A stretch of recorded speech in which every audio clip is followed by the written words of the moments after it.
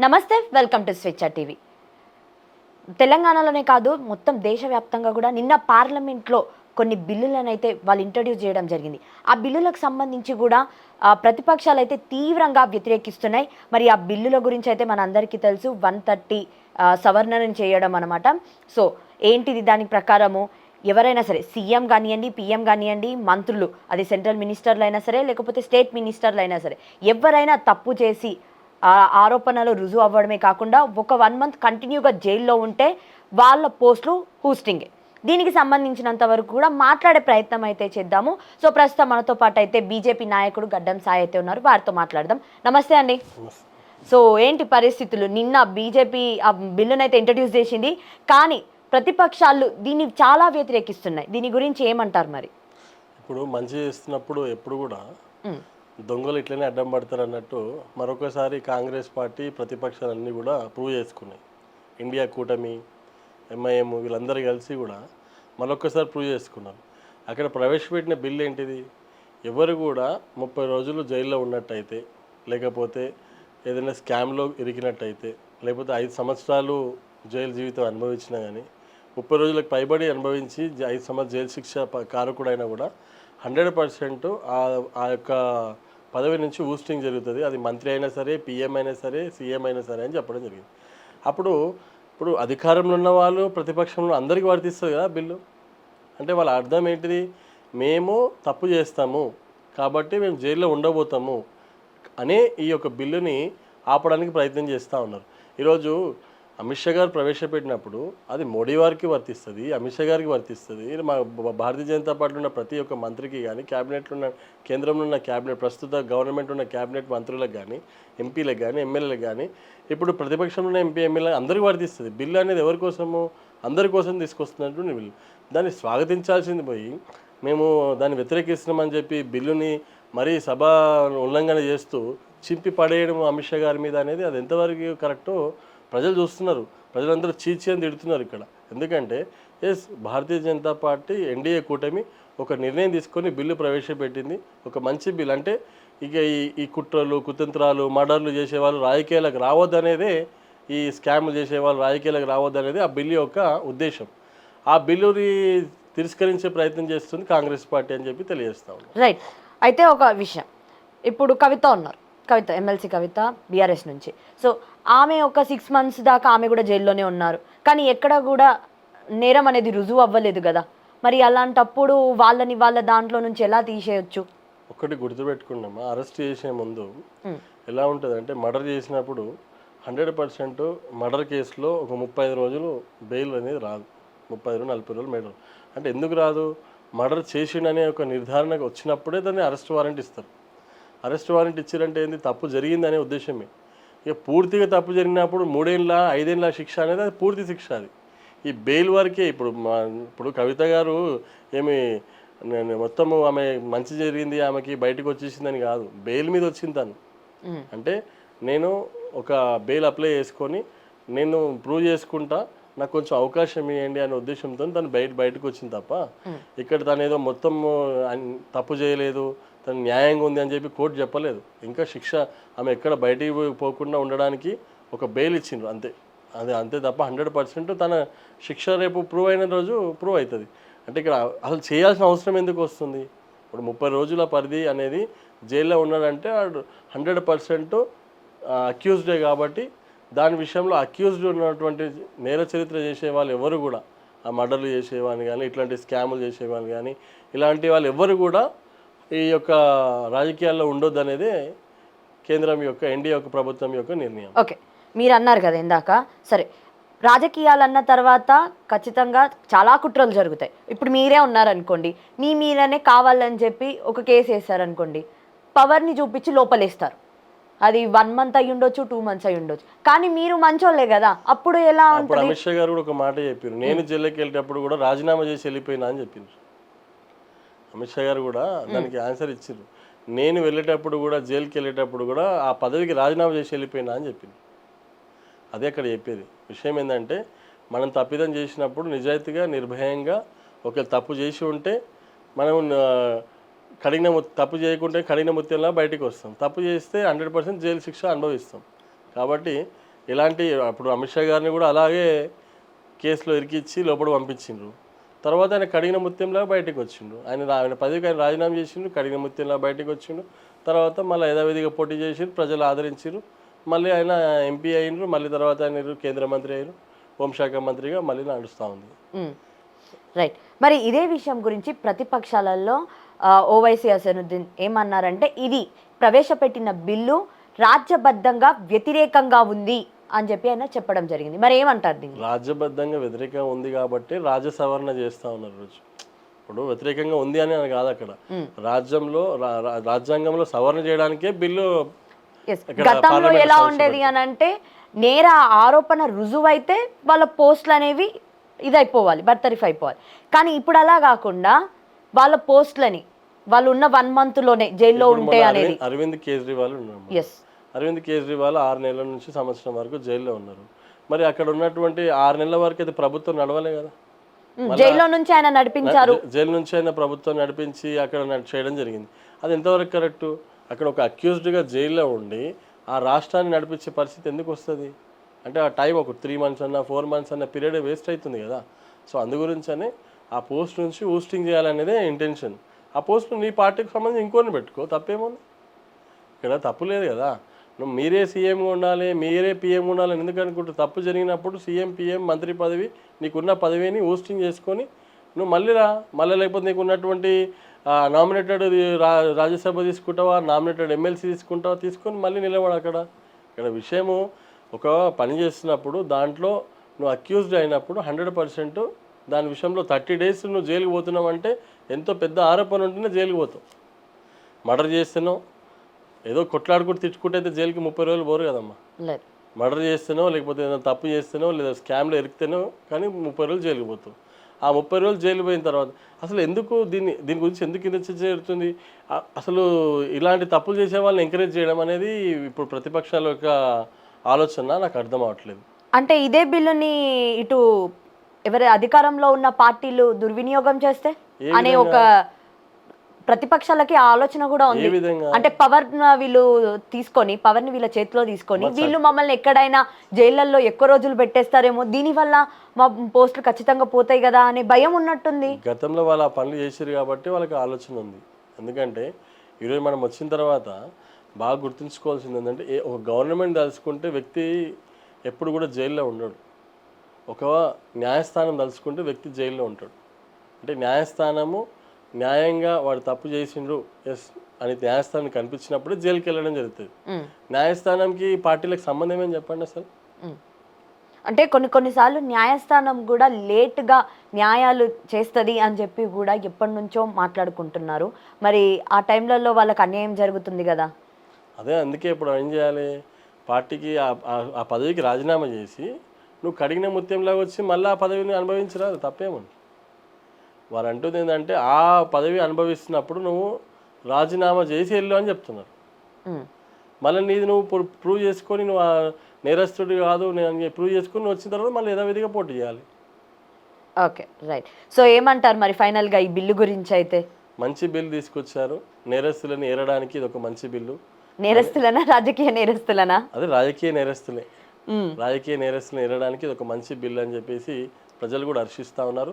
తప్పకుండా ఈ బిల్లు పార్లమెంట్లో పాస్ అవుతుందని నేను వ్యక్తం చేస్తాను. ఓకే, పాస్ అవుతుందని నమ్మకం మీకు ఉంది?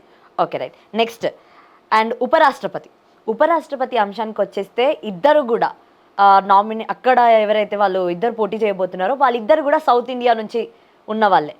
అందులో ఒకరు సిపి రాధాకృష్ణన్, మరొకళ్ళేమో సుదర్శన్ రెడ్డి. మరి ఈ ఇద్దరిలో కూడా ఎవరు ఉండబోతున్నారని మీరు అనుకుంటున్నారు? అఫ్ కోర్స్ బీజేపీ కాబట్టి మీరు ఖచ్చితంగా చెప్తారు సిపి రాధాకృష్ణనే మేమే విన్నవబోతున్నామని చెప్పి. కానీ ఒకవేళ అలాంటి క్వాలిటీస్ ఉన్నాయా? ఇప్పుడు ఒకటే కాంగ్రెస్ పార్టీ మళ్ళొకసారి వారి యొక్క కపట ప్రేమని మళ్ళీ ప్రూవ్ చేసుకుంది. ఎందుకంటే బీసీల పైన ఎంతసేపటికి కపట ప్రేమ చూపిస్తూ భారతదేశం మొత్తం కూడా బీసీ రిజర్వేషన్ ఏర్పాటు చేయాలి, కుల గణన చేయాలి, బీసీలకు న్యాయం చేయాలని కపట ప్రేమ చూపించే కాంగ్రెస్ పార్టీ వాళ్ళ యొక్క బుద్ధిని మళ్ళా చూపించుకుంది. ఎందుకంటే మనం అర్థం చేసుకోవాల్సిన విషయం ఏంటంటే మొత్తం కాంగ్రెస్ పార్టీకి ఒడబడితే ఒక్క బీసీ అభ్యర్థి ఉపరాష్ట్రపతి దొరకలేరా? వి హనుమంతరావు గారు అసలు ఈ సోనియా గాంధీ కానీ, రాజీవ్ గాంధీ కానీ, లేకపోతే ఇప్పుడు రాహుల్ గాంధీ కానీ ఇంకా రాజకీయాల్లో ఉన్నారు, ప్రియాంక గాంధీ గారు రాజకీయాల్లో ఉన్నారంటే, రాహుల్ గాంధీ ఒక సందర్భంలో రాజకీయాల నుంచి తప్పుకోవడానికి ప్రయత్నం చేస్తారు. అసలు రాజకీయాలకు నేను రాను, ఆయన పైలట్గా ఉన్నప్పుడు రాజకీయాలకు నేను రాను అంటాడు. అన్నప్పుడు హనుమంతరావు ఒక బీసీ బిడ్డ, హనుమంతరావు ఒక బీసీ బిడ్డ, ఆయన ప్రకటిస్తాడు ఏమంటే నెక్స్ట్ రాజీవ్ గాంధీ ప్రధానమంత్రి అంటాడు.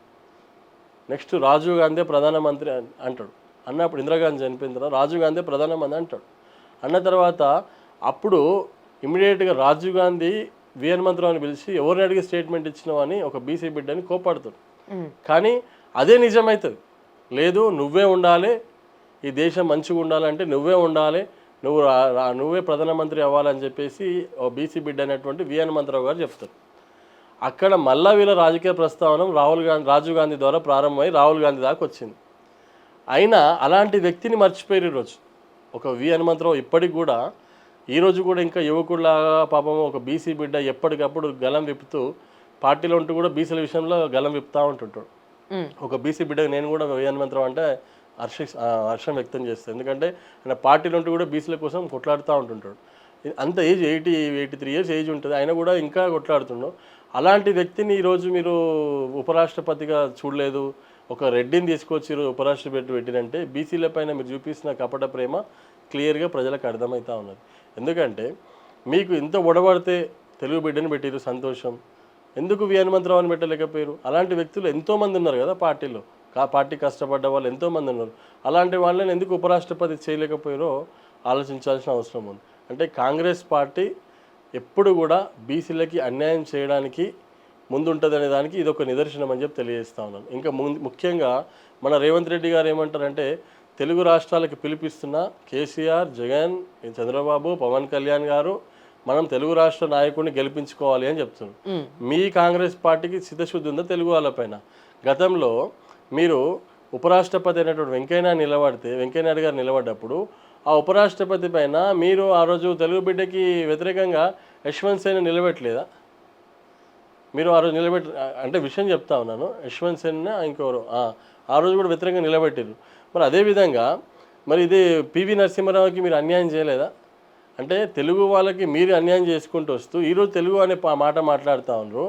ఎందుకంటే తెలుగు వాళ్ళు ఎట్లా ఓడిపోతారని తెలిసి, అంటే ఈ సుదర్శన్ రెడ్డి అనే వ్యక్తి ఎట్లయినా ఓడిపోతాడని తెలిసి మరి తెలుగు వాళ్ళ వాయిస్ని తగ్గించడానిక తెలుగు వాళ్ళు ఓడిపోయారని చెప్పడానికి రేవంత్ రెడ్డి చేసినటువంటి నిర్ణయమా చెప్పాలి. అంటే ఓడిపోతారని చెప్పి స్టేట్మెంట్ ఎలా ఇస్తారు? ఇంకా మనము ఒక కంక్లూజన్ అయితే రాలేదు, ఓటింగ్ అనేది ఇంకా జరగలేదు, కౌంటింగ్ అనేది ఇంకా కాలేదు. రేపు జరిగేది అదే అండి.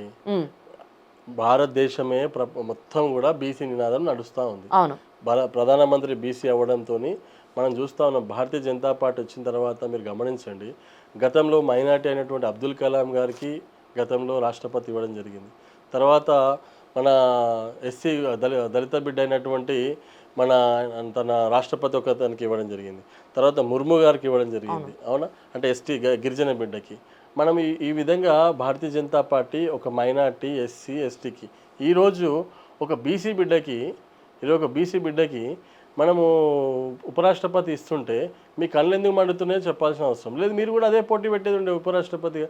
తప్పకుండా రేపు సిపి రాధాకృష్ణన్ గారు మంచి మెజార్టీతో ఉపరాష్ట్రపతిగా గెలవబోతూ ఉన్నారు.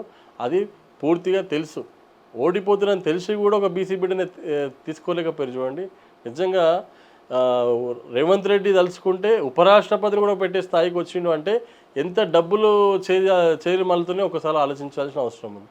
అంటే ఇక్కడ అర్థం చేసుకోవాల్సింది, రేవంత్ రెడ్డి గారు నిజంగా మీరు 42% రిజర్వేషన్ గురించి మాట్లాడిన వాళ్ళు ఎందుకు ఒక బీసీ బిడ్డ పేరుని మీరు తీసుకురాలేకపోయారో చెప్పాల్సిన అవసరం ఉందని చెప్పి తెలియజేస్తా ఉన్నాను. రైట్, ఇందాక మీరు 42% రిజర్వేషన్ అన్నారు. ఆ 42% రిజర్వేషన్కి ఆర్డినెన్స్ తీసుకుపోయి ఆమోదం తెలపడానికి బీజేపీ ముందు పెడితే బీజేపీ వాళ్ళు ఒప్పుకోవట్లేదు అనేది వాళ్ళు చెప్తున్నారు, కాంగ్రెస్ వాళ్ళు. మరి ఏమంటారు మీరు? ఇక్కడ బీసీ మీద చిత్తశుద్ధి మీకుందా, వాళ్ళకుందా? కపట నాటకం, కపట ప్రేమలు ఎవరు చూపిస్తున్నట్టు? ఒక విషయం చెప్తాను. తమిళనాడు అనే రాష్ట్రము ఇప్పుడు 69% బీసీ 69% రిజర్వేషన్ కొనసాగిస్తూ ఉంది. అయితే సీలింగ్ ఎంత ఉంటుంది అంటే 50% సీలింగ్ అనేది ఒక డిస్కషన్ ఉంది. కానీ సుప్రీంకోర్టు ఏమంటుంది అంటే సీలింగ్ అనేది మేము చెప్పట్లేదు, మేము ఎప్పుడు కూడా 50% పరిమితం అని చెప్పట్లేదు. ఆ రాష్ట్రానికి అనుగుణంగా ఉన్నటువంటి వ్యవస్థనంతా కూడా క్రోడీకరించి ఒక డెడికేషన్ కమిషన్ ఏర్పాటు చేసి ఆ యొక్క సర్వే నిర్వహించి మాకు సక్రమైనటువంటి ఆధారాలు చూపిస్తే తప్పకుండా సీలింగ్ ఎత్తివేస్తామని చెప్పి సుప్రీంకోర్టు ఒక ఆధారం. ఎందుకంటే గతంలో తమిళనాడు ప్రభుత్వం కూడా ఇదే విధంగా వెళ్ళినప్పుడు సుప్రీంకోర్టు నిరాకరిస్తుంది. నిరాకరించిన తర్వాత మళ్ళీ ఒక డెడికేషన్ కమిటీ వేసుకొని 2 సంవత్సరాల పాటు సుదీర్ఘంగా సర్వే చేసి ఎక్కడెక్కడ ఏ యొక్క కులాలు వెనుకబడ్డాయి, ఏ కులాలకి ఏం చేయాలి అనే దానిపైన ఒక సుదీర్ఘమైనటువంటి రిపోర్ట్ ఇచ్చి సబ్మిట్ చేయడంతో ఇక్కడ 69% అమలు జరుగుతుంది. 9th షెడ్యూల్లో పెట్టి ప్రవేశపెట్టి సుదీర్ఘమైనటువంటి ఒక చర్చలు జరిగిన తర్వాత 9th షెడ్యూల్ అమలు పెట్టడం జరిగింది.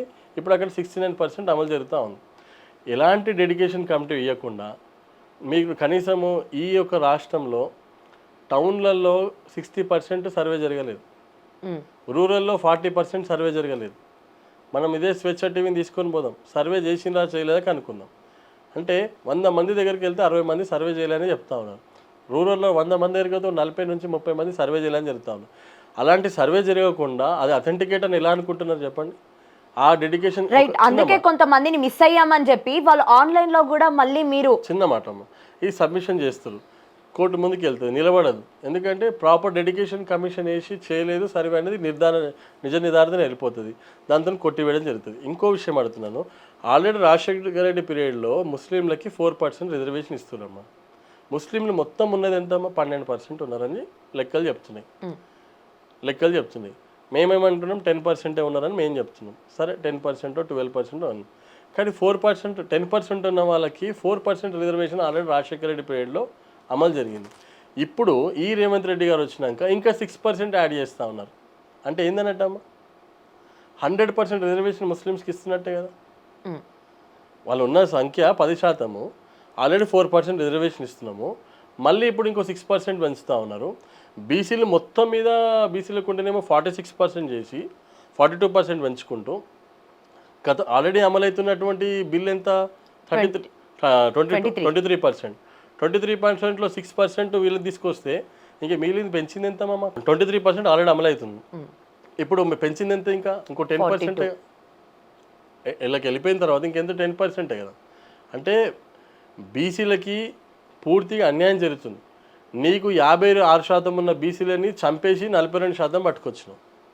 56% అంటే కామారెడ్డి డిక్లరేషన్ ప్రకారం 42% చెప్పారు కాబట్టి 23 నుంచి ఇప్పుడు 42% సర్వేనే జరగలేదమ్మా, బాగా గుర్తుపెట్టుకోండి. అప్పటికి సర్వేనే జరగలేదు. సర్వే జరగకుండానే వాళ్ళు 42% అని ఎలా చెప్పారు మరి? అదే పాయింట్ నేను చెప్పబోతున్నా. సర్వే జరగనే లేదు, 42% అన్నారు. సర్వే చేసినాక కూడా వాళ్ళు 46% వచ్చింది బీసీలు, ఇప్పుడు 42% అమలు చేస్తామని చెప్తా ఉన్నారు. గత ప్రభుత్వం ఏమో 56% బీసీలు ఉన్నారు అని చెప్పింది కేసీఆర్ ప్రభుత్వం, కానీ వాళ్ళు 22%కే ఆపేసారు దాన్ని. వీళ్ళు ఏం చేస్తున్నారు? 46% ఉన్నారు కానీ 42% అమలు చేస్తామని వీళ్ళు చెప్తా ఉన్నారు. అంటే 56 ఉన్న వాళ్ళు 46కి ఎట్లా వచ్చిండ్రు? 46 వస్తే 42% అమలు చేస్తాను మీ బీసీ డిక్లరేషన్ చెప్పింది కదా, మరి ఎందుకు చేయలేకపోతారో చెప్పాల్సిన అవసరం ఉంది. రెండో విషయం, సరే ఇప్పుడు మీరు అంటున్నారు మేమైతే భారతీయ జనతా పార్టీ ఏమంటున్నామంటే 10% మీరు ముస్లింలకు అంటున్నారు, అది తీసేస్తే మేము కూడా ఫైట్ చేస్తాం ఆ బీసీ బిల్లు ప్రవేశపెట్టడానికి అని చెప్పి మేము కూడా అంటున్నాం. డైరెక్ట్గా చెప్తున్నారు, మా రామచంద్రరావు గారు చెప్తారు, కిషన్ రెడ్డి గారు చెప్తారు, ఈటల రాజేందర్ గారు చెప్తారు, అందరు చెప్తారు. ఇక్కడ నేనేమంటున్నా అంటే 42% రిజర్వేషన్ చేసే పక్కకు పెడితే నిజంగా మీకు చిత్తశుద్ధి ఉంటే 42% మీరు కాంట్రాక్ట్లో బీసీలకు ఇస్తా అని చెప్పారు, ఇచ్చిరా? ఇదైతే మీ చేతుల పనే కదా. బీసీలకి ప్రతి ఏటా 20,000 కోట్ల బడ్జెట్ ఇస్తా అని చెప్పారు, ఇచ్చిరా? ఇది మీ చేతుల పనే కదా. బడ్జెట్ లేదు కదా అసలు తెలంగాణ దగ్గర, అప్పే ముట్టట్లేదు అని చెప్పి ఒక పక్క రేవంత్ రెడ్డి. బడ్జెట్ లేనప్పుడు బడ్జెట్ ఏ విధంగా పెడతా అని చెప్పి చెప్పిందో చెప్పాల్సిన అవసరం ఉంది. నువ్వు పెడుతున్నటువంటి 3 లక్షల కోట్లలో 20,000 కోట్లు పెట్టడం తప్పేముంది? బీసీలకి 3 లక్షల కోట్ల బడ్జెట్ ఉన్నప్పుడు మా వాటా ప్రకారం మాకు 1,50,000 కోట్లు రావాలి. సరే నువ్వు చెప్పినటువంటి 20,000 కోట్లే ఎందుకు ప్రవేశపెడతలేవు?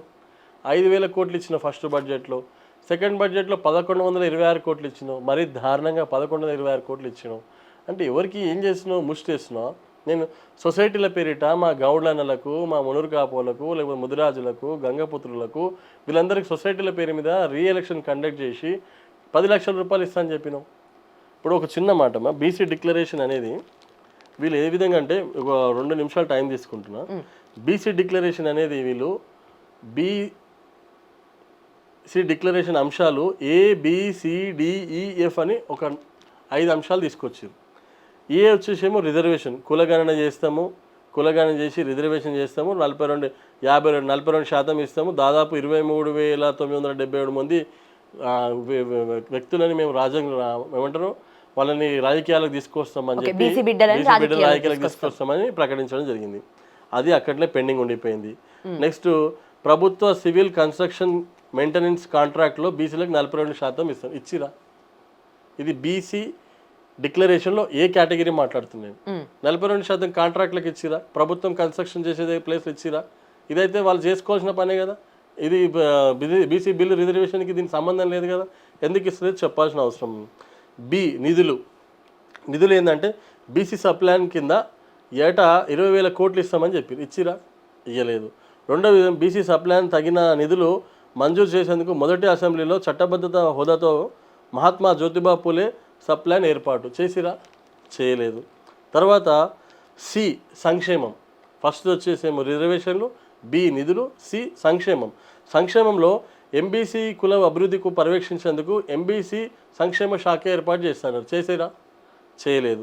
తర్వాత అన్ని బీసీల కులాల అభివృద్ధి కోసము బీసీ యువత వ్యాపారాలు నిర్వహించేందుకు ఉన్నత విద్య కోసము 10 లక్షల రూపాయలు ఇస్తామని చెప్పి ఇచ్చిరా? వడ్డీ లేని రుణాలు ఇస్తామని చెప్పి ఇచ్చిరా? ఇయ్యలేదు. తర్వాత అన్ని జిల్లాల కేంద్రాలకు 50 కోట్ల కన్వెన్షన్ హాల్లు, ప్రెస్ క్లబ్లు, స్టడీ సర్కిళ్ళు, లైబ్రరీలు, క్యాంటీన్లు కూడినటువంటి ప్రొఫెసర్ జయశంకర్ బీసీ ఐక్యత భవనాల జిల్లాల బీసీ సంక్షేమ కార్యాలయం ఏర్పాటు చేస్తామని చెప్పిరా? చేసిరా? చేయలేదు. ఇదంతా మనకు సంక్షేమం కింద పోయింది. ఇప్పుడు విద్యకు వచ్చేసరికి ప్రతి మండలంలో నవోదయ విద్యాలయము సమానంగా బీసీలకి ఏర్పాటు చేస్తామని, నవోదయ విద్యాలయకు సమానంగా బీసీలకు కొత్త గురుకులం ప్రతి జిల్లాలో ఏర్పాటు చేస్తాం, డిగ్రీ కళాశాల ఏర్పాటు చేస్తామని చెప్పారు. చేసిరా? చేయలేదు. 3 లక్షల కంటే తక్కువ వార్షిక ఆదాయం గల బీసీ కుటుంబాల యువతకు ర్యాంకులతో సంబంధం లేకుండా మొత్తం ఫీజు రియంబర్స్మెంట్ చేస్తామని చెప్పారు. చేసిరా? అసలు ఉన్న ఫీజు రియంబర్స్మెంట్ వేసలేదు, మొత్తం ఫీజు రియంబర్స్మెంట్ చేస్తామని చెప్పారు. చేయలేదు. తర్వాత బీసీ కార్పొరేషన్లో ఫెడరేషన్లో కింద నమోదైన ప్రతి సొసైటీకి 10 లక్షల రూపాయలు ఇస్తామని చెప్పారు. ఇచ్చిరా? ఇవ్వలేదు. తర్వాత ఎఫ్ కింద ఏం పెట్టిరు? వివిధ సామాజిక వర్గాలకు హామీలు ఏమని ఇచ్చిండ్రు? అధికారంలో వచ్చిన 100 రోజుల్లోనే గొల్ల కురుమలకు 2వ దశ గొర్రెలకు పంపిణీ అని చెప్పారు. ఇచ్చిరా? ఇవ్వలేదు. తెలంగాణలో మునురు కార్పొరేషన్ ఏర్పాటు చేసిన యువ పారిశ్రామికవేత్తలకు ప్రోత్సహించేందుకు సబ్సిడీ రుణాలు పంపిణీ లేదు. జగిత్యాలలో Narayankhed, Bhuvanagiri mega power looms and క్లస్టర్లు ఏర్పాటు చేస్తామన్నారు. చేయలేదు. పద్మశాలి పవర్ లూమ్స్ పరికరాల కింద 50% సబ్సిడీ ఇస్తామన్నారు. చేయలేదు. మంగళి వాళ్ళకి, స్వర్ణకారులకి, కుమ్మరి వాళ్ళకి, వడ్డరి వాళ్ళకి 90% వడ్డీతో టూల్ కిట్స్ ఇస్తున్నారు. ఇయ్యలేదు. తర్వాత ఇక్కడ ధోబిఘాట్లో ఆధునీకరణ కింద 10 కోట్ల రూపాయలు కేటాయిస్తామని చెప్పారు. ఇచ్చిరా? ఇయ్యలేదు. ఇప్పుడు వీళ్ళు ప్రకటించినటువంటి ఏ కేటగిరీలో రిజర్వేషన్లు, బి కేటగిరీలో నిధులు, సి కేటగిరీలో సంక్షేమము, డి కేటగిరీలో విద్య అండ్ ఎఫ్ కేటగిరీలో వాళ్ళకి వచ్చి వివిధ సామాజిక వర్గాలకు హామీలు. ఏం చేసిరు చెప్పండి? ఏదైనా కానీ నిధులతోటే సంబంధం కదా. నేను చిన్న బీసీల కాడికి వచ్చేవరకే నిధులు వస్తున్నాయా? బీసీల కాడికి వచ్చే నిధులు వస్తున్నాయా? ఇక్కడ విషయం ఏంటంటే మీరు ఏది బీసీలకు చేయడానికి రెడీ లేరు. మీకు చేయాలనుకుంటే కాంట్రాక్ట్లు ఇవ్వచ్చు, ఎన్నో కాంట్రాక్ట్. ఇప్పుడు మెగా కృష్ణారెడ్డి కాంట్రాక్ట్ ఆపి బీసీలకు 42% ఇవ్వచ్చు కదా. ఇప్పుడు కాంగ్రెస్ అసలు చెప్పండి, కాంగ్రెస్ ఎక్కడైనా ఏదైనా ఇప్పుడు అభివృద్ధి పనులు చేస్తుందా? ఇన్ఫ్రాస్ట్రక్చర్ కి సంబంధించినంత వరకు కూడా ఏ చిన్న రోడ్లు వేసినా కూడా మాకు చిన్న బీసీలకు కావాల్సిన చిన్న కాంట్రాక్ట్లే అమ్మా. గతంలో జన్మభూమి కింద మన చంద్రబాబు నాయుడు గారు ఎంతో మందికి మహిళలకి అదేవిధంగా బీసీలకి రకరకాల పరికరాలు, రకరకాల మరియు రోడ్ కాంట్రాక్ట్స్ ఇవ్వడం జరిగింది. అర్థమైందా? మరి ఈ ప్రభుత్వం ఎందుకు చేయట్లేదు చెప్పాల్సిన అవసరం ఉంది. గత ప్రభుత్వం అలా చేయలేదనే గత ప్రభుత్వాన్ని బొందబెట్టారు ప్రజలు. మళ్ళీ ఈ ప్రభుత్వం వచ్చి కూడా అదే తప్పిదాలు చేస్తూ ఉంది. నేనేమంటున్నానంటే నిజంగా చిత్తశుద్ధి ఉంటే రేవంత్ రెడ్డి ప్రభుత్వానికి బీసీల పట్ల మీరు చూపించేటువంటి ఆదర అభిమానము ఎందుకు నోరు వరకే పెదల వరకే ఉంటుంది, ఎందుకు కడుపులో కత్తులు పెట్టుకొని బీసీల పైన ప్రేమ చూపిస్తారో చెప్పాల్సిన అవసరం ఉందని చెప్పి తెలియజేస్తా ఉంది. మరి జంతర్ మంతర్ దగ్గర వీళ్ళందరూ కూడా తెలంగాణ తెలంగాణ కాంగ్రెస్ వాళ్ళంతా కూడా జంతర్ మంతర్ దగ్గరకు వెళ్ళి అక్కడ వాళ్ళు ఒక రోజు స్ట్రైక్ చేశారు కదా, మరి దీన్ని ఏమనాలి? మా స్ట్రైకులు మీరు చేస్తారు, నేను చేస్తాను, ఇంకో ప్రభుత్వం చేస్తారు. ఆఖరి కవితమ్మ కూడా, సంబంధం లేని కవిత కూడా స్ట్రైక్ చేస్తుంది, ధర్నాలు చేస్తుంది, అయిపోయింది. కానీ ఆ 10 సంవత్సరాలు తండ్రి దగ్గర ఉన్నప్పుడు కవిత ఏ రోజు కూడా బీసీల గురించి చూపలేదు. అయ్యో టీ రాజయ్యని ఎందుకు తీసేసిరో నాయన అని తండ్రిని అడగలేదు. అయ్యో ఈటల రాజేంద్ర బీసీ బిడ్డని ఎందుకు తీసేస్తున్నావు నాయన అని తండ్రిని అడగలేదు. అడ్డుపడలేదు, పడుకోలేదు అడ్డము. మరి అప్పుడు లేని ప్రేమ ఈరోజు బీసీల మీద ఎట్లా పుట్టుకొచ్చిందో చెప్పాల్సిన అవసరం ఉంది. నేను ఎందుకంటా ఉన్నానంటే అన్ని పార్టీలు బీసీలను వాడుకుంటూనే తప్ప న్యాయం జరగట్లేదు. ఈరోజు నరేంద్ర మోడీ అనే వ్యక్తి ఒక బీసీ బిడ్డ ప్రధానమంత్రి అవ్వడం వల్ల రాష్ట్రంలో దళిత వర్గాలు, గిరిజన వర్గాలు, మైనార్టీ వర్గాలు రాష్ట్రపతులు, ఉపరాష్ట్రపతులు అవుతా ఉన్నారు. ఒకటి. రెండో విషయము, ఈరోజు కేంద్ర క్యాబినెట్లో 27 మంది ఓబీసీ మంత్రులు అయ్యారంటే బికాజ్ ఆఫ్ నరేంద్ర మోడీ గారు ఒక ఓబీసీ బిడ్డ ఉండడం వల్ల. ఈరోజు ఒక ఓబీసీ బిడ్డ ప్రధానమంత్రి అవ్వడం వల్ల దేశ ప్రగతి, ఆర్థిక వ్యవస్థ 11వ స్థానం నుంచి ఈరోజు 4వ స్థానానికి ఎగబాకిందంటే బికాజ్ ఆఫ్ నరేంద్ర మోడీ ఒక ఓబీసీ బిడ్డ ప్రధానమంత్రి ఉండడం వల్ల. ఈరోజు ఒక ఓబీసీ బిడ్డ ప్రధానమంత్రి ఉండడం వల్ల మొత్తం భారతదేశంలో నలుమూలల 4 line, 5 line, 6 line, 10 line, 16 line వరకు ఈరోజు రోడ్లు విస్తరణ జరుగుతూ ఉందంటే బికాజ్ ఆఫ్ నరేంద్ర మోడీ ఒక ఓబీసీ బిడ్డ ఉండడం వల్ల. అదేవిధంగా దేశ సంరక్షణ కోసం ఇతర దేశ ఉగ్రవాదులు మన పైన చొరబడినట్టయితే దేశాన్ని హెచ్చరించే స్థాయికి ఎదిగినటువంటి వ్యక్తి నరేంద్ర మోడీ గారు. ఈరోజు డిఫెన్స్ని కాపాడుతున్నటువంటి, డిఫెన్స్లో ఉన్నటువంటి అన్ని వ్యవస్థని పెంచుకుంటూ, అక్కడ ఉన్నటువంటి వనరులన్నీ పెంచుకుంటూ ఆ ఇన్ఫ్రాస్ట్రక్చర్ని పెంచినటువంటి బిడ్డ ఒక ఓబీసీ బిడ్డ నరేంద్ర మోడీ ఉండడం వల్ల అని చెప్పి తెలియజేస్తాను. అంతేకాకుండా ఈరోజు అన్ని విషయాలలో ఈరోజు ఒక ట్రంప్ మన మీద ఒక 50% భారం మోపిన దాంట్లో, ప్రతి దాంట్లో దాన్ని కూడా హెచ్చరిస్తూ మిగతా దేశస్తులందరినీ కలుపుకొని ఈరోజు బ్రిక్స్ అనేటువంటి ఒక డాలర్ని కూడా డాలర్కి వ్యతిరేకంగా ఒక బ్రిక్స్ అనేటువంటి డాలర్ కూడా రాబోతా ఉందంటే ఒక ట్రంప్ కూడా బుద్ధి చెప్పేటువంటి విధంగా ఈరోజు నరేంద్ర మోడీ ఒక ఓబీసీ బిడ్డ ఉండడం వల్ల యావత్ ప్రపంచంలో ఉన్న అన్ని దేశాలు తిరిగి ఆయనకి రెడ్ కార్పెట్ వేసి పిలుస్తూ ఉంటారంటే బికాజ్ ఆఫ్ ఒక ఓబీసీ బిడ్డ నరేంద్ర మోడీ ఉండడం వల్ల అని చెప్పి తెలియజేస్తాం. అందుకే ఈ రాష్ట్రంలో కూడా ఒక ఓబీసీ ముఖ్యమంత్రి అయినప్పుడే ఈ రాష్ట్రంలో ఉన్నటువంటి బీసీ బిడ్డలకి న్యాయం జరుగుతుందని చెప్పి తెలియజేస్తా ఉన్నాను. 1952 నుంచి మొదలు పెట్టుకుంటే 2025 వరకు ఈ రోజు వరకు ఎమ్మెల్యేలుగా పోటీ చేసిన వాళ్ళు మొత్తము 1757 మంది ఎమ్మెల్యేలు అయిన వాళ్ళు. దాంట్లో బీసీలు అయిన వాళ్ళు 277 మంది.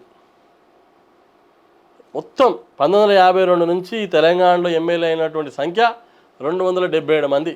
అంటే ఎంత అన్యాయం జరుగుతుందో ఆలోచించాలి. 50 సంవత్సరాలు ఈ కాంగ్రెస్ పార్టీ పరిపాలించినప్పుడు బీసీల మీద లేని చిత్తశుద్ధి ఈరోజు ఎందుకు అనిపిస్తుందో చెప్పాల్సిన అవసరం ఉందని చెప్పి తెలియజేస్తా ఉన్నాను. ఓన్లీ ఓట్ల రాజకీయం తప్ప ఈ కాంగ్రెస్ ప్రభుత్వం వల్ల ఏమీ జరగదు. 1952 నుంచి ఇప్పటివరకు లేని చిత్తశుద్ధి ఈరోజు ఎందుకు జరుగుతుందో చెప్పాల్సిన అవసరం ఉందని తెలియజేస్తా ఉన్నాను. నాయకులు మారారు, అలానే రోజులు మారే కొద్దీ ఆలోచనలు కూడా మారుతూ ఉంటాయి, మనం అలా అనుకోవచ్చు కదా. అదే అండి నేనేమంటున్నా, అందుకే కదా ఇప్పుడు టీపీసీసీ చీఫ్ మహేష్ కుమార్ గౌడ్ ఉన్నారు. తర్వాత వాళ్ళు మంత్రివర్గంలో కూడా బీసీ బిడ్డకి చోటునిచ్చారు. ఒక్కటి కాదండి మాకు కావాల్సింది, మేము ఎట్లయితే సామాజిక వర్గము క్యాబినెట్లో కేంద్రంలో 27 ఓబీసీలకి, 12 ఎస్సీలకి, 7 ఎస్టీలకి, 5 మైనార్టీలకి 61% సోషల్ ఇంజనీరింగ్ చేసినటువంటి ఘనత నరేంద్ర మోడీ గారిదని చెప్పి తెలియజేస్తూ ఉన్నాను. అంటే ఈ యొక్క భారత రాజ్యాంగంలో 50% సీలింగ్ దాటొద్దు అన్నా కూడా అక్కడ 61% అందరికీ న్యాయం చేసేటట్టు, అన్ని వర్గాలకి న్యాయం చేసేటట్టు 61% క్యాబినెట్లో చోటు కలిగించినటువంటి వ్యక్తి ఒక ఓబీసీ బిడ్డ నరేంద్ర మోడీ అని చెప్పి తెలియజేస్తా ఉన్నాను. మరి ఆ 61% ఇక్కడ కనీసము 20% కూడా అమలు కాలేదని చెప్పి తెలియజేస్తాను. ఈ రాష్ట్రంలో మీరు రోల్ మోడల్ అని చెప్పుకుంటున్నటువంటి తెలంగాణ భారతదేశానికే రోల్ మోడల్ అని చెప్తారు కదా, మరి ఇక్కడ ఎందుకు సోషల్ ఇంజనీరింగ్ జరుగుతలేదని అడుగుతా ఉన్నాను. ఇక్కడ ఎందుకు ఒక ఓబీసీ బిడ్డలకి, ఎస్సీ బిడ్డలకి, ఎస్టీ బిడ్డలకు అనుకున్నట్టు ఎందుకు ఇక్కడ రిజర్వేషన్ మాలకిస్తే మాదిగకియ్యరు, మాదికిస్తే మాలకియ్యరు, లంబడికిస్తే గోయకియ్యరు, ఇట్లాంటి పరిస్థితి జరుగుతూ ఉంది. మైనార్టీలో కూడా ఇక్కడ కరెక్ట్ న్యాయం జరగలేదు ఇప్పటివరకు. మనం అర్థం చేసుకోవాలి, ఈరోజు వరకు ఒక మైనార్టీ కూడా మంత్రి ఇవ్వలేని పరిస్థితి ఉంది. అంటే మనం అర్థం చేసుకోవాల్సిన విషయం ఏంటంటే సామాజిక వర్గము జరగట్లేదు. ఆర్థికంగా, సామాజికంగా, రాజకీయంగా ఎదిగినప్పుడే ఈ వర్గాలు డెవలప్మెంట్ అవుతాయని తెలియదు. ఈ రోజు వరకు ఒక చాకలైన, ఒక మంగలైన, ఒక వడ్డరైన, లేకపోతే ఒక కమ్మరి, ఒక కుమ్మరి ఈ రోజు వరకు ఒక ఎమ్మెల్యే కాలేకపోయిందంటే అర్థం చేసుకోవాలి. ఎందుకు ఎమ్మెల్సీ పదవులలో వాళ్ళకి ఇవ్వట్లేదో చెప్పాల్సిన అవసరం ఉంది. ఇప్పుడు జరిగినటువంటి మొన్న కార్పొరేషన్ చైర్మన్లు ఇచ్చిన దాంట్లో ఎందుకు ఈ కింది వర్గాలకి బీసీఏలో 56 కులాలు ఉంటాయి, మోస్ట్ బ్యాక్వర్డ్ క్లాసెస్ అండ్ మన సంచార జాతులు ఉన్నాయి. అదేవిధంగా ఇన్ని కులాలలో ఉన్నట్టు ఒక్కరు కూడా ఎందుకు చైర్మన్ పదవి ఒక సంచార జాతి నుంచి, ఒక డిఎన్టీ నుంచి ఒక చైర్మన్ పదవి ఎందుకు ఇవ్వలేదు? ఒక బీసీఏలో ఉన్నటువంటి కులాలకి ఉన్నటువంటి 56 కులాలు వెనుకబడి ఉన్నాయి. వారి కనీసం ఏ రోజు కూడా ఒక్కరోజు కూడా అసెంబ్లీలో వాళ్ళు అడుగు పెట్టలేని పరిస్థితి ఉంది.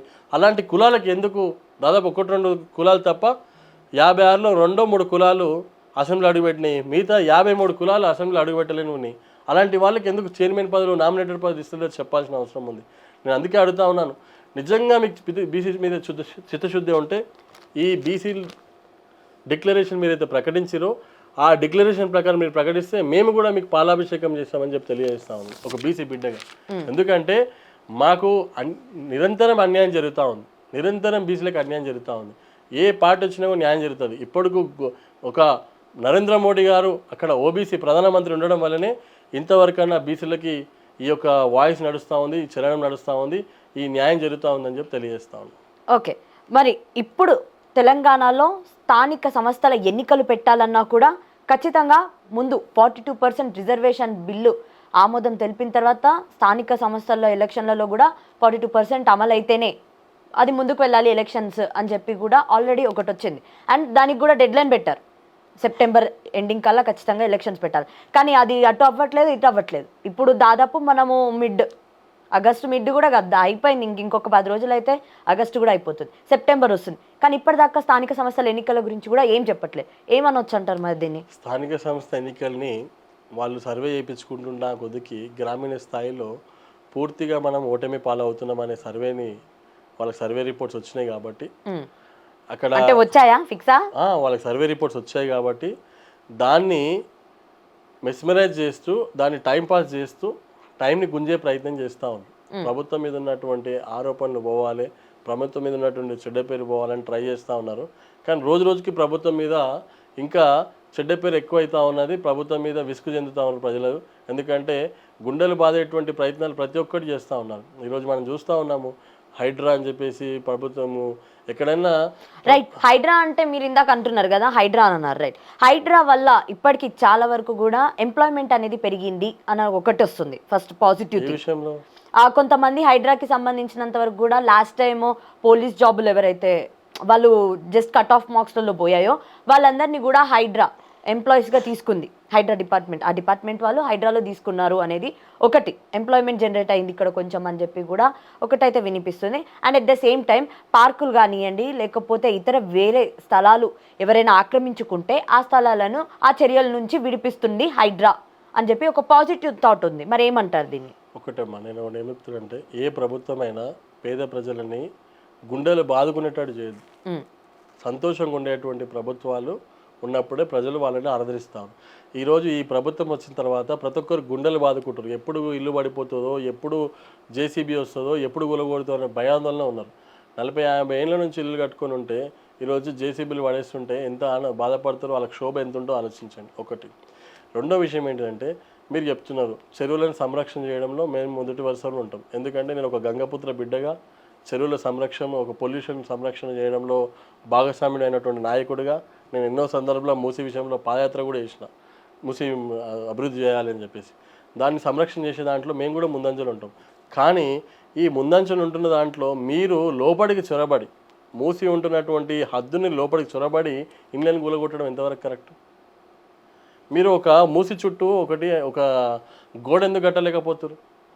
మూసికి ఇది ఇక్కడ వరకే లాస్ట్, ఇక్కడ వరకు ఇంకెవరు రావద్దు దీని లోపలికి అని ఒక గోడ ఎందుకు కట్టలేకపోతారు? అదొకటి. మూడో విషయం ఏంటిదంటే, మీరు ఏదో చెరువుల పరిరక్షణ అంటున్నారో ఆ పరిరక్షణ సందర్భంగా చెరువులకు ఎందుకు ఫెన్సింగ్ చేయలేకపోతారు?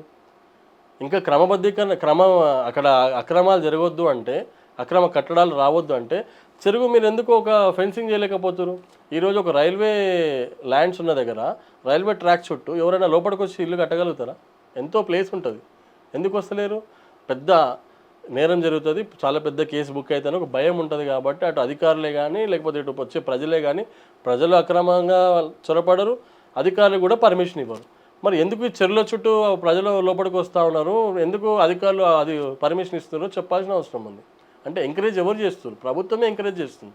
ప్రభుత్వం సరే పూర్తిగా ఫెన్సింగ్ చేసేసి చెరువుని కానీ గతంలో ఉన్న ప్రభుత్వం వేరు, గతంలో రాష్ట్ర ప్రభుత్వం వేరు ఉండే బీఆర్ఎస్, ఇప్పుడు వచ్చిన ప్రభుత్వం కాంగ్రెస్, రెండింటికి కూడా సంబంధం లేదు కదా. అదే అండి, వాళ్ళేమో చెరువుల చుట్టూ మొత్తం కబ్జా చేసి అది చేసిపోయారు. వీళ్ళు 40 సంవత్సరాల నుంచి చేసింది మళ్ళీ ఇప్పుడు వాళ్ళని దగ్గరికి వెళ్ళి గుంజుకోవడానికి చేసే ప్రయత్నం. నేను ఒకటే అడుగుతా ఉన్నాను, మీరు ఈ హైడ్రా తెచ్చిన తర్వాత సరే మీరు ఏదో జాబులు ఇచ్చిరు అవి ఇచ్చిరు అని చెప్తారు కదా, హైడ్రా వచ్చిన తర్వాత మొత్తం 10,000 ఎకరాలు చెరువులు, 10,000 ఎకరాలు చెరువులు, 6,000 ఎకరాలు కబ్జా అయిపోయింది. ఎన్ని ఎకరాలు మీరు రికవర్ చేసిరు చెప్పండి నాకు? ఇల్లులు కూల్చిరు అన్నీ చేసిరు కదా. మొత్తం చెరువుల విస్తీర్ణ 50 చెరువులు 56 చెరువులు ఉంటాయి. దాంట్లో 10,000 ఎకరాల విస్తీర్ణ చెరువుల విస్తీర్ణ, దాంట్లో 6,000 ఎకరాలు కబ్జా అయిపోయింది, 4,000 ఎకరాలే మిగిలింది చెరువులలో. ఈ 4,000 ఎకరాలకి ఎంత యాడ్ అయిందో చెప్పండి ప్రభుత్వం. హైడ్రా చెప్పాలి, హైడ్రా కమిషనర్ రంగనాథ్ గారు చెప్పాలి. ఎస్ మేము హైడ్రా వేయడం వల్ల గతంలో 4,000 ఎకరాలు ఉండే, ఇప్పుడు అది 8,000 ఎకరాలకు వచ్చింది, అది 10,000 ఎకరాలకు వచ్చింది చెప్పగలుగుతారా? ఎందుకండి ఇక నా నాటకాలు ఇవన్నీ? మీరు నిజంగా చిత్తశుద్ధి ఉంటే ఎంత రికవర్ చేసారో చెప్పాలి. అలాంటి పనులు చేయకుండా ఆ చెరువు చుట్టూ ఇంత పెద్ద 50 ఫ్లోర్ల బిల్డింగ్లు టవర్లు లేస్తుంటేనేమో వాటిని పట్టించుకోరు. ఒక పేదకు వాడు 20 గజాల్లో 30 గజాల్లో ఇల్లు కట్టుకుంటే వెళ్ళి వాడిని గులగొడతారా? ఎందుకు అడిగేవారు లేరేనా?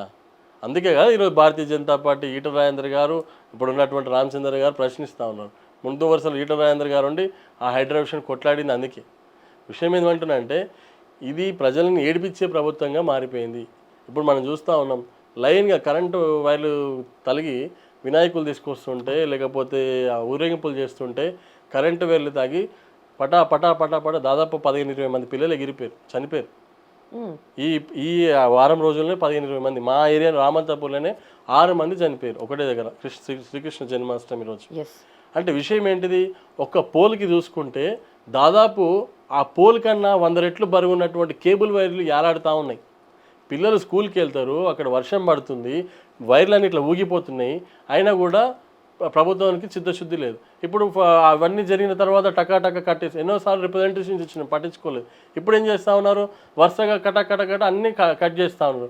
ఫోన్ పని చేయట్లేదు, ఇంటర్నెట్ పని చేయట్లేదు, మొత్తం అసలు పర్మిషన్ ఎందుకు ఇవ్వాలి? ఆ పోల్స్కి అట్లా ఏలాడేటట్టు ఎందుకు అవకాశం ఇవ్వాలి? ఇప్పుడు కట్ చేయాలి ఎందుకు?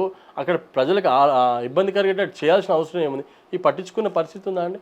ఎంతసేపటికి ఆయన ఫోన్ ట్యాపింగు, ఈయన కాళేశ్వరము, ఇవి అలా అవి రిజల్ట్స్ రావు, ఏమి రావు.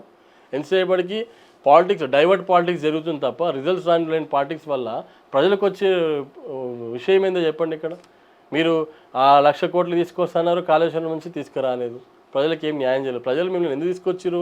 కేసీఆర్ తీసుకుని 1,00,000 కోట్లు ఇప్పిస్తాడు రేవంత్ రెడ్డి అంటున్నాడు కాబట్టి వేద్దాం రేవంత్ రెడ్డి గారికి అని వేసారు. కేసీఆర్ తీసుకున్న 10,000 ఎకరాలు వస్తాయి వెనకకి అన్నారు కాబట్టి కేసీఆర్కి ఓటేద్దామని వేసిండ్రు.